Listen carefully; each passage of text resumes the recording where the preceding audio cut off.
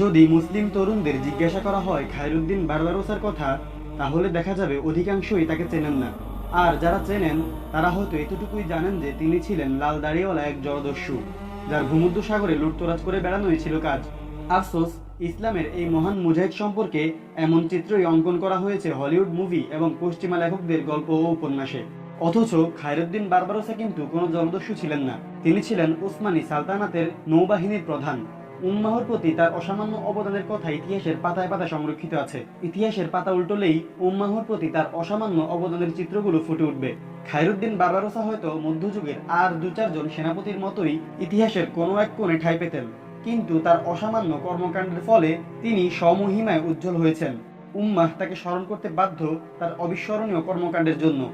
তিনি অর্ধ শতাব্দীর বেশি সময় নিজেকে নিয়োজিত রেখেছিলেন জিহাদ ফি সাবিলিল্লাহর মহান খিদমতে। তিনি আন্দালুস থেকে ৭০,০০০ মুসলমানকে জালিমের কারাগার থেকে মুক্ত করে আলজেরিয়া নিয়ে আসেন। স্প্যানিশ ও পর্তুগিজ জলদস্যুদের হাত থেকে ভূমধ্যসাগরকে তিনিই নিরাপদ করে তোলেন। প্রিভেজার যুদ্ধে তিনি ক্রুসেডারদের নির্মমভাবে পরাজিত করেছিলেন। দর্শক, আপনারা কি এটা জানেন যে হলিউডের বিখ্যাত অভিনেতা জনি ডেপ অভিনীত pirates of the Caribbean film সিরিজটি মূলত খায়রুদ্দিন বারবারোসার গল্প থেকেই নেওয়া? তবে সেই ফিল্ম সিরিজে খায়রুদ্দিন বারবারোসার ইতিহাসকে পুরো বিকৃত করে ফেলা হয়েছিল। কিন্তু এবার বিখ্যাত টিভি সিরিজ দি রিলিজ আর্তুগুলে আর্তুগুল চরিত্রে অভিনয় করে খ্যাতি অর্জন করা বিখ্যাত অভিনেতা এঙ্গিন আলতান দুজায়তানের নতুন আপকামিং সিরিজ বারবারোসার মধ্য দিয়ে আমরা খায়রুদ্দিন বারবারোসা সম্পর্কে মূল ও পূর্ণাঙ্গ ইতিহাস সম্পর্কে জানতে চলেছি। তবে আজ আমরা আপনাদেরকে খায়রুদ্দিন বারবারোসা সম্পর্কে সামান্য ধারণা দেওয়ার চেষ্টা করবো ইনশাআল্লাহ। চলুন দর্শক, বেশি কথা না বাড়িয়ে ভিডিও শুরু করা যাক। হ্যালো ভিউয়ার্স, আসসালামু আলাইকুম। স্টোরি অফ হিস্টোরির আরও একটি এপিসোড আপনাদের স্বাগতম। যখন মধ্যযুগের পৃথিবীতে প্রভাবশালী বিশ্ব পরাশক্তির মধ্যে তুর্কি ওসমানী সালতানাত ছিলেন অন্যতম, তখন বিশ্বজুড়ে এই প্রভাব ও আধিপত্য বিস্তারে ওসমানী সুলতানদের পাশে থেকে যারা অমর হয়ে আছেন তাদের মধ্যে অন্যতম খায়রুদ্দিন খিজির বারবারোসা। ইতিহাস খ্যাত সুলতান সুলেমান আল কানুনির সময়কালীন ওসমানী নৌবাহিনীর প্রধান ছিলেন খায়রুদ্দিন খিজির বারবারোসা। তার নেতৃত্বে ওসমানীর আধিপত্য বিস্তার করেছিল তৎকালীন পৃথিবীর প্রধান প্রধান সামুদ্রিক বাণিজ্য পথে। তার নেতৃত্বেই বিশাল ভূমধ্যসাগর যুক্ত হয়েছিল ওসমানী সাম্রাজ্যের মানচিত্রে। 1478 সালে বর্তমান গ্রিসের অন্তর্গত লেসবস দ্বীপে জন্মগ্রহণ করেন তিনি। তার প্রকৃত নাম হল খিজির। ওসমানী সুলতান প্রথম সেলিম তার নাম দেন খায়রুদ্দিন। পশ্চাতে খায়রুদ্দিন খিজির পাশা অধিক পরিচিত বারবারোসা নামে। বারবারোসা শব্দটি ইতালি শব্দ, যার অর্থ লাল দাড়িওয়ালা। প্রথমত খায়রুদ্দিনের বড় ভাই উরুজ রইস তৎকালীন ইউরোপীয় নাবিকদের কাছে পরিচিত ছিলেন বারবারোসা নামে। তার মৃত্যুর পর খায়রুদ্দিন খিজিরকেও একই নামে ডাকা শুরু করে ইউরোপীয় নাবিকরা। চার ভাইয়ের মধ্যে সকলের ছোট খিজির প্রাথমিক জীবনে লেসবস, সেলেনাইকা এবং ইউবিয়ার মাঝে বাণিজ্য জাহাজ চালাতেন। পরবর্তীতে ওসমানী নৌবাহিনীতে কাজ করা বড় ভাই উরুজ রইস রোডস দ্বীপের খ্রিস্টান ক্রুসেডারদের হাতে বন্দী হলে ভাইকে উদ্ধারের জন্য তিনি ওসমানী নৌবাহিনীতে যোগ দেন। ক্রুসেডারদের থেকে মুক্ত হওয়ার পর উরুজ ও খিজির একত্রে ভূমধ্যসাগরে খ্রিস্টান ক্রুসেডারদের বিরুদ্ধে যুদ্ধে লিপ্ত হন। 1492 সালে স্পেনে সর্বশেষ মুসলিম রাজ্য গ্রানাডার পতনের পর উরুজ এবং খিজির স্পেনে কয়েকবার অভিযানে যান এবং সেখানকার হতভাগ্য মুসলমান ও ইহুদিদের উদ্ধার করে ওসমানী সালতানাতে নিয়ে আসেন। দর্শক, 1516 সালে স্পেনীয় নৌবাহিনীর নিকট থেকে তারা আলজেরিয়ার উপকূল মুক্ত করেন এবং আলজেরিয়াকে ওসমানীয় সালতানাতের অন্তর্ভুক্ত করেন। তিনি চাইলে স্বাধীন শাসক হিসেবে আলজেরিয়ায় নিজের ক্ষমতা প্রতিষ্ঠা করতে পারতেন, আরাম আয়েশে দিন কাটাতে পারতেন, স্প্যানিশদের সাথে খাতির করে নিজের রাজত্ব দৃঢ় করতে পারতেন, যেমনটা করেছিল তখন তিউনিসিয়ার হাফসি সুলতানরা। খায়রুদ্দিন সে পথে গেলেন না। তিনি তো আরাম আয়েশের জীবন চান না। জিহাদ ফি সাবিলিল্লাহ ছিল তার জীবনের ধ্যান জ্ঞান।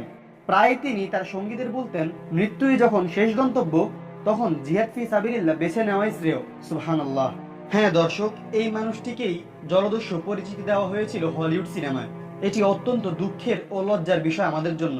যাই হোক, 1534 সালে উসমানীয় সুলতান সুলেমান আল কানুনি খায়রুদ্দিন বারবারোসাকে রাজধানী ইস্তাম্বুল ডেকে পাঠান।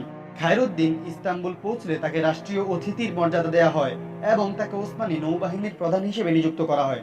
দায়িত্ব গ্রহণের পর বারবারোসা এক বছরে 84টি জাহাজ নির্মাণ করেন এবং তার বহর নিয়ে ইতালির বেশ কয়েকটি দ্বীপে হামলা করে কয়েকটি শহর ওসমানীদের দখলে নিয়ে আসেন। ঐতিহাসিক হাজি খলিফা লিখেছেন, বারবারোসা 12টি দ্বীপ দখল করেন আর 13টি দ্বীপে হামলা করে আর্থিকভাবে লাভবান হন। তার অভিযানে মোট 16,000 লোক বন্দী হয়। মুক্তিপণ হিসেবে পাওয়া যায় 4 লাখ স্বর্ণমুদ্রা। এরপর 1538 সালের সেপ্টেম্বরে বর্তমান গ্রিসের অন্তর্গত প্রেভজার নিকটে এক নৌযুদ্ধে ইউরোপের সম্মিলিত নৌশক্তিকে পরাজিত করেন খায়রুদ্দিন পাশা। এর মধ্য দিয়ে সমগ্র ভূমধ্য সাগরের উপর ওসমানী নৌবাহিনীর একক আধিপত্য প্রতিষ্ঠিত হয়। খায়রুদ্দিন পাশার নেতৃত্বে সমুদ্রপথে ভারত ও মালয় দ্বীপপুঞ্জের মুসলিম রাজ্যগুলোর সাথে যোগাযোগ স্থাপিত হয় এবং সকল সমুদ্রপথে সকল প্রকার জলদস্যুদের হাত থেকে নিরাপত্তা নিশ্চিত করা হয়। খায়রুদ্দিন বারবারোসার সারা জীবন কেটেছে সমুদ্রে। একের পর এক লড়াইয়ে ব্যস্ত ছিলেন তিনি। চাইলেই নির্বিঘ্ন জীবন বেছে নিতে পারতেন তিনি, কিন্তু সেই পথে হাঁটেননি কখনো। উম্মাহর কল্যাণ সাধনের মাঝেই খুঁজে পেয়েছিলেন সুখ। পুঁথিগত বিদ্যায় খায়রুদ্দিন হয়তো বড় কেউ ছিলেন না, কিন্তু তার জীবনটাই হয়ে উঠেছে উত্তরসূরিদের জন্য হাজারো বইয়ের চেয়ে মূল্যবান কিছু।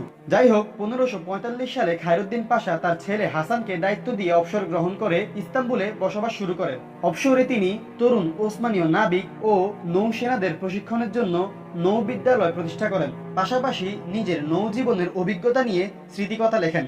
তিনি গাজায়াতে খায়রুদ্দিন পাশা নামের 5 খণ্ডের এক স্মৃতিকথায় তার নৌজীবনের বিভিন্ন অভিযান ও যাত্রার বিবরণ তুলে ধরেন। ইস্তাম্বুলের তোপকাপি প্রাসাদ ও ইস্তাম্বুল বিশ্ববিদ্যালয়ের পাঠাগারে সেই স্মৃতিকথার মূল পাণ্ডুলিপিখানা বর্তমানে সংরক্ষিত রয়েছে। এই মহান যোদ্ধা 4 জুলাই 1586 খ্রিস্টাব্দে 76 বছর বয়সে ইস্তাম্বুলে ইন্তেকাল করেন। বসফরাস সাগরের দিকে বন্দরের কাছাকাছি তাকে দাফন করা হয়। দর্শক, আজ হয়তো তিনি আমাদের মাঝে নেই, কিন্তু তিনি তার অসামান্য কর্মকাণ্ডের জন্য আমাদের মাঝে অমর হয়ে আছেন এখনো পর্যন্ত। তিনি আমাদের জন্য রেখে গেছেন এক গৌরবময় ইতিহাস, যা আমরা ভুলে গেলে চলবে না। যাই হোক, আমরা আমাদের ভিডিওর একেবারে শেষ পর্যায়ে চলে এসেছি। আজকের ভিডিওটি একটু লম্বা হয়ে গিয়েছে, ভালো লাগলে অবশ্যই জানাবেন। আমাদের অন্য ভিডিওগুলো দেখার আমন্ত্রণ জানিয়ে আজকের মতো এখানেই শেষ করছি। ভালো থাকবেন, সুস্থ থাকবেন। আসসালামু আলাইকুম।